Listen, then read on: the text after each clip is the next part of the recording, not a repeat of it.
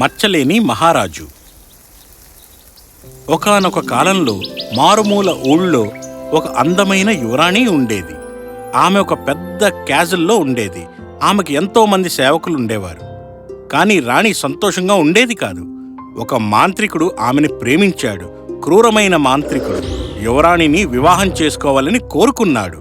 అతను ఒక పెద్ద పిల్లిగా మాయతో మారి ప్రతి చోట యువరాణిని అనుసరించి యువరాణిని ఎత్తుకుని వెళ్ళి బంధించాడు. కేవలం ఒక రాకుమారుడు మాత్రమే ఈ శాపాన్ని పోగొట్టుకోగలడు. ఒక రాకుమారుడు వచ్చి పిల్లి తోకపై నడిచి వెళ్ళాలి. అప్పుడే యువరాణి శాప విముక్తి పొందుతుంది. ఆ అందమైన యువరాజు అతి చేరువలోనే ఉండేవాడు. అతను అందమైన రాకుమార్తె గురించి ఎన్నో విన్నాడు.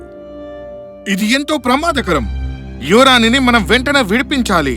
మంత్రులారా, నేనిక్కడికి వెళ్తున్న సంగతి ఎవరికీ చెప్పరాదు. మీరు అలా చెబితే ఆ పిల్లికి తెలిసిపోతుంది. నేను ఆ మాంత్రికుడి తోకపై వాడు నిద్రపోతున్నప్పుడు నడుస్తాను. అలా జరిగిన తర్వాత ఆ రాత్రి అందరూ నిద్రపోయారు. పిల్లి కూడా నిద్రపోయింది. యువరాజు పిల్లి తోకపై నడిచాడు. అకస్మాత్తుగా, నీకెంత ధైర్యం! తక్షణమే యువరాణిని వదిలేసేయ్, నేను ఆదేశిస్తున్నాను. ఆమెను వదిలేస్తాను, కానీ నిన్ను వదిలేది ఎవరు? మీ మొదటి బిడ్డ నేను శపిస్తున్నాను. వాడతి పెద్ద ముక్కుతో జన్మిస్తాడు. అతను రాజు కాలేడు. తనంతట తానే మనస్ఫూర్తిగా అంగీకరిస్తే తప్ప మీ సామ్రాజ్యానికి అసలైన మచ్చలేని రాజు ఉండడు. ఈ శాపానికి అసలు అర్థం లేదని అనుకున్నాడు యువరాజు. నేను నా కొడుకుకి అతిపెద్ద ముక్కు ఉంటుందని నేను ముందుగానే తెలుసుకున్నాను. పెద్ద ముక్క అనేది దోషమేమీ కాదు. దీని గురించి నేను చింతించాల్సిన పనే లేదు. ఆ ఉదయం యువరాణి ప్రపంచంలోనే అతి సంతోషంగా ఉన్న వ్యక్తి అయింది. మొత్తం సామ్రాజ్యం సంతోషాలలో మునిగి ఉంది. ఆ క్రూర మాంత్రికుడు వెళ్ళిపోయినందుకు యువరాణి యువరాజుని వివాహం చేసుకోవడానికి సిద్ధంగా ఉంది. యువరాజు కూడా ఎంతో సంతోషంగా ఉన్నాడు. అంత అందమైన యువరాణ్ణి వివాహం చేసుకుంటున్నందుకు శాపం గురించి పూర్తిగా మర్చిపోయాడు. ఈ విషయం ఎవరికీ ఎప్పుడూ చెప్పలేదు. ఏళ్లు గడిచిపోయాయి. యువరాణి ఇప్పుడు మహారాణిగా అయింది. మొదటి బిడ్డకు జన్మనిచ్చింది. యువరాజు హైసింత్ పుట్టినప్పుడు రాజు వ్యాపార నిమిత్తం పొరుగు రాజ్యానికి వెళ్ళాడు. అయితే ఈ సంతోషం ఎక్కువసేపు నిలవలేదు. మహారాణి మరణించింది. రాజ్యం జరిగిన లోటు నుండి బయటపడలేదు. ఇంతలోనే మరో దుర్వార్త.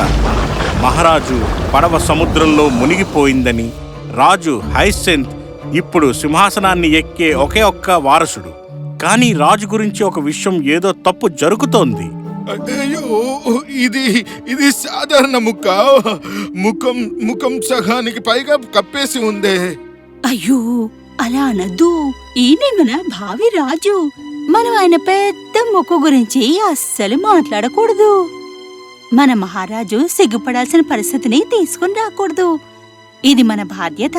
అతనికి ఈ విషయాన్ని అనుభూతి చెందనీయకుండా ఉండాలి. అలా మంత్రులు మరియు సభా ప్రముఖులు నిర్ణయించుకొని మహారాజు ముఖంలో ఉన్న అతి పెద్ద దోషాన్ని దాచి ఉంచారు. మామూలు ముక్కు ప్రతి ఫోటోని రాజ్యం నుండి తొలగించారు. ప్రతి సేవకుణ్ణి, వంటవాణ్ణి, సంరక్షకుణ్ణి హెచ్చరించారు. అతని పెద్ద ముక్కు గురించి మాట్లాడరాదని చెప్పారు. ప్రతి ఒక్కరూ మహారాజుని పొగడసాగారు. అతని పెద్ద ముక్కుని పొగడసాగారు. ఇంకా స్కూల్లో ఆ నిజాన్ని దాచడానికి చరిత్రనే తిరగరాసేశారు.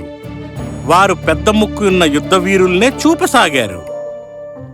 మామూలు ముక్కున్న వారిని చూసి మరందరూ నవ్వసాగారు. మంత్రులు వారు చేయగలిగిందంతా చేశారు. అంతేకాక వారు అందమైన మగవారిని ప్యాలెస్కు వచ్చే ప్రతిసారి కృత్రిమంగా పెద్ద ముక్కును పెట్టుకోమని ఆదేశించారు. మహారాజు పెరిగి పెద్దవాడవుతున్నాడు. తన ముక్కును పట్ల ఎంతో గర్వపడసాగాడు.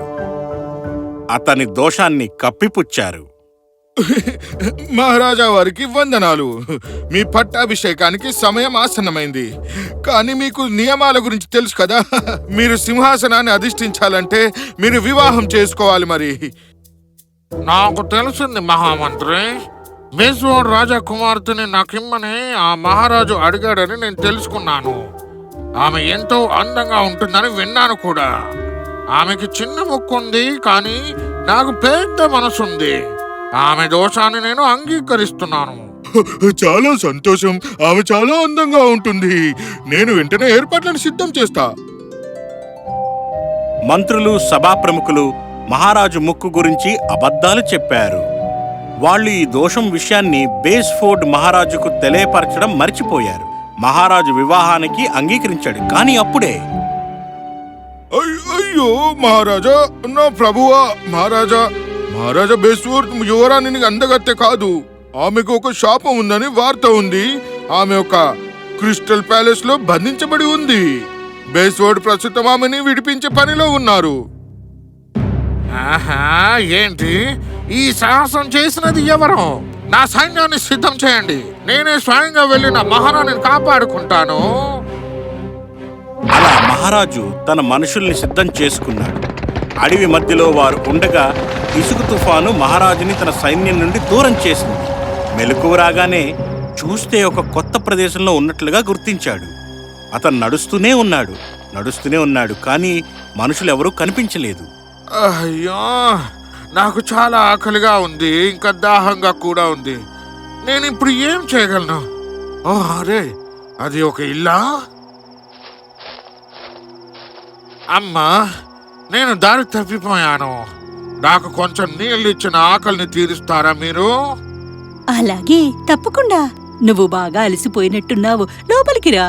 ఆగు. ఇది నీ ముక్క. ఇంత పెద్దగా ఉందేమిటి? ఏమీ అనుకోవద్దు. నేనెప్పుడు ఇంత పెద్ద ముక్కున్న ప్రాణిని లేదా మరణించిన వారిని కూడా చూడలేదు. ఓ ఏంటి, ఆమె ఎంత ఎక్కువగా మాట్లాడుతుంది? నా ముక్కు అంత పెద్దదేం కాదే.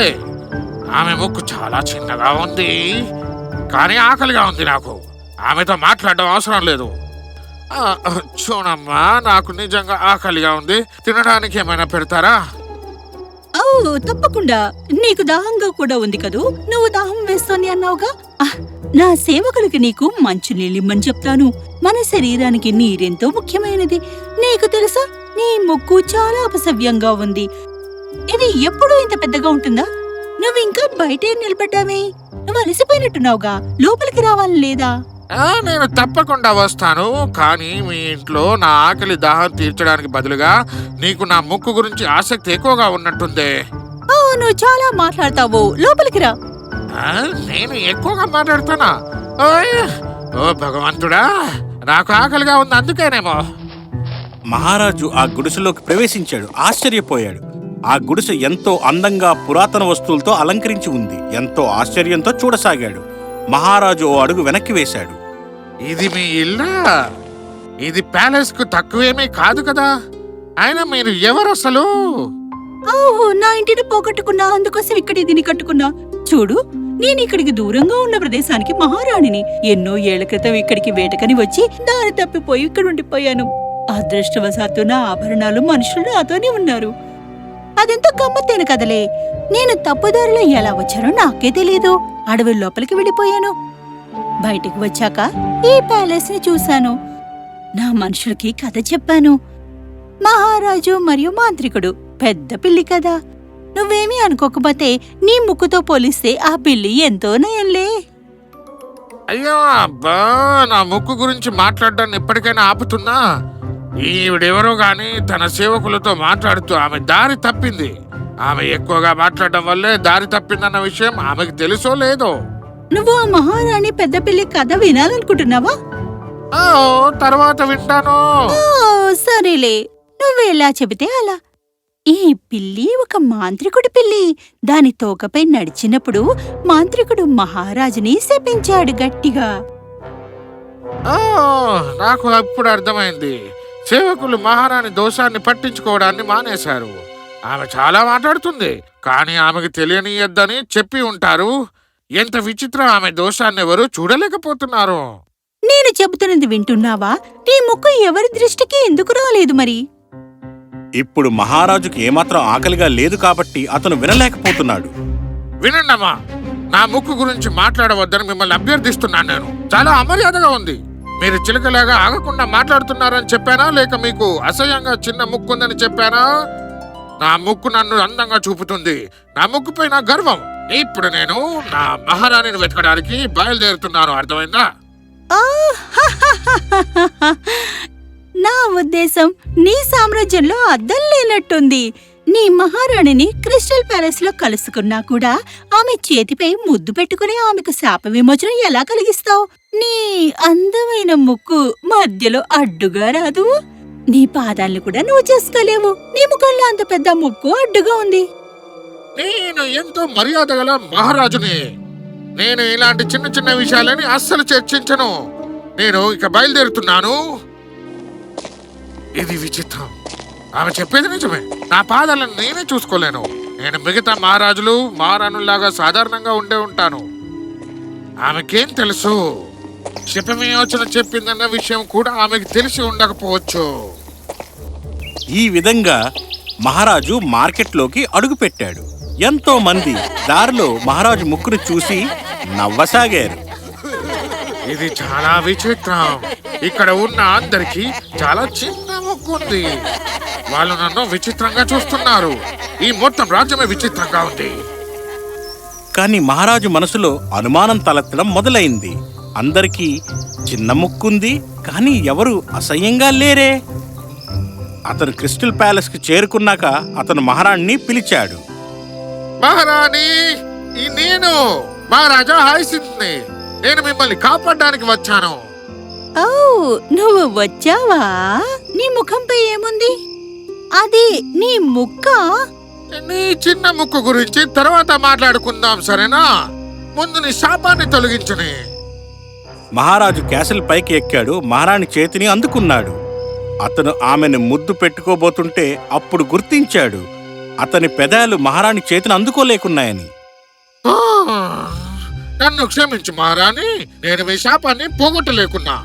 దీన్ని నేను ముందెప్పుడు గుర్తించలేదు. నా ముక్కు చాలా పెద్దది. నా మొత్తం సామ్రాజ్యం నా ముక్కు సరిగ్గా ఉందని అనుకునేలా చేశారు. కానీ దీనిలో దోషం ఉంది. నేను దీనితోటే జీవించాలి. ఒక్క నిమిషం ఆగండి. నువ్వు ఆ ముసలి అవ్వవే కదా నా ముక్కు గురించి ఆపకుండా మాట్లాడావు. ఇక్కడికి ఎలా వచ్చావు నువ్వు? నీ సేవకులేరి? నేను మహారాణిని కాదు మహారాజా. నేను మారువేషంలో ఉన్నాను. మీకు మీ దోషాన్ని గుర్తించేలా చేయడానికి వచ్చాను. మీ సామ్రాజ్యానికి మాంత్రికుడి శాపం ఉంది. మీరు మనస్ఫూర్తిగా రాజు కావడానికి అప్పుడే మీ ముక్కు శాపం పోతుంది. మీ ముక్కుని చూసుకున్నారా మహారాజా? అద్దంలో ఎప్పుడైనా చూసుకున్నారా మీ ముక్కుని? నా ముక్క? అయ్యో, ఇది మామూలుగానే అయిపోయిందే. అంటే ఇప్పుడు నాలో ఏ దోషము లేదు. లేనే లేదు. మనందరిలోనూ దోషాలుంటాయి. మీ ముక్కుని చిన్నదిగా చేసుకుని మీ శాపాన్ని పోగొట్టుకోలేరుగా. మిమ్మల్ని మీరు ప్రేమించుకోవడం చాలా ముఖ్యం. కానీ అతిగా ప్రేమించినా మన లోపాలు మనకి తెలియవు. మన లోపాలని మనం గుర్తించడమే మన అసలైన విజయం. మీ మహారాణిని మీరు గుర్తుపట్టినట్టుగా ఇంకా మీ దోషాన్ని గుర్తించి మీ శాపాన్ని పోగొట్టుకున్నారు. మన లోపాల్ని మనం చూసుకున్నప్పుడే మనం మచ్చలేని వారిగా నిలుస్తాం. మహారాజు మహారాణి తమ రాజ్యానికి వెళ్లి వివాహం చేసుకున్నారు. రాజ్యానికి మచ్చలేని మహారాజు లభించాడు.